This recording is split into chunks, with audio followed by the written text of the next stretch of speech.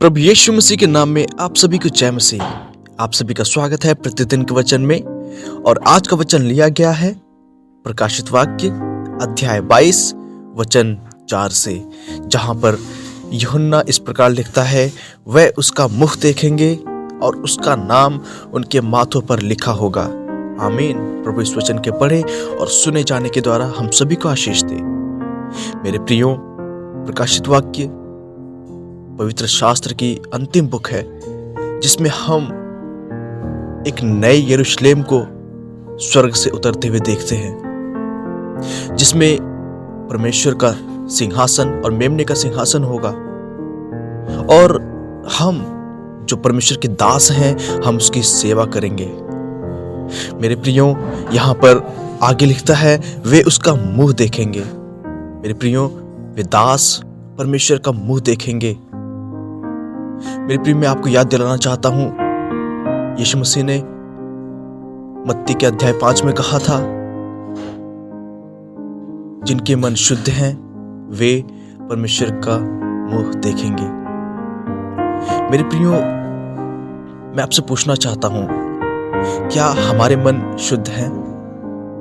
क्या हमारे हृदय में एक भी पाप नहीं? या अगर पाप है तो हमने क्या उसका अंगीकार किया है? मेरे प्रियो, आदम 2 अवस्थाओं से होकर गुजरा। सबसे पहले जब वह निष्पाप था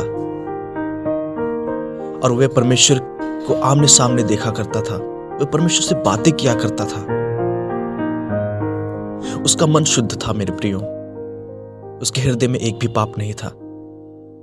मेरे प्रियो, लेकिन जब वह पाप में गिरा, उसने जब वह फल खाया, मेरे प्रियो, उसका मन अशुद्ध हो गया।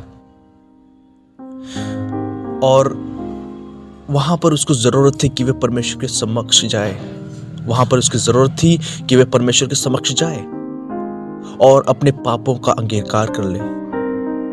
लेकिन वह छुपता छुपाता एक दरख्त के पीछे छुप गया।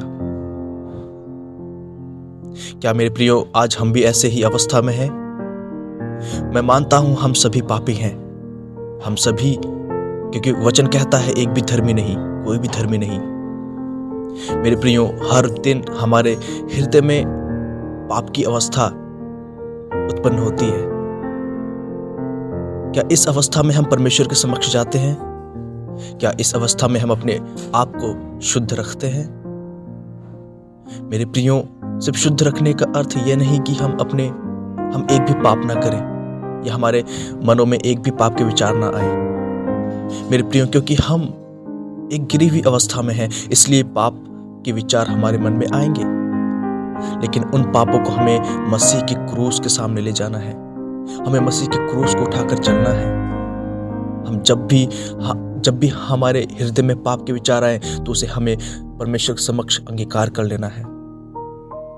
हमें उसके ऊपर पश्चाताप करना है। तब हमारे मन शुद्ध कहलाए जाएंगे। इसलिए यहां पर लिखा गया है कि उसके दास परमेश्वर की सेवा करेंगे और वे उसका मुंह देखेंगे और उसका नाम उसके माथों पर लिखा होगा। हाँ मेरे प्रियो, वहां पे ना रात होगी और ना ही वहां दुख होगा। वहां सिर्फ और सिर्फ उजाला होगा और वह उजाला परमेश्वर से निकलेगा।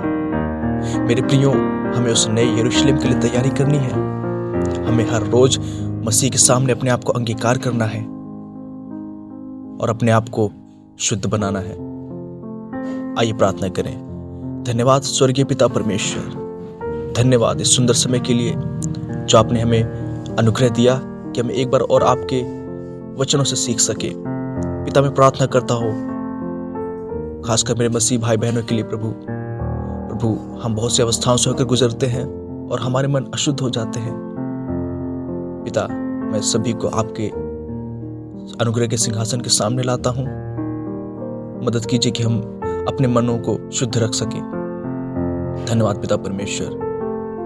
प्रार्थना प्रभु यीशु मसीह के नाम से मांगता हूं, सुने और उसका उत्तर हाँ में दें। आमीन। आमीन।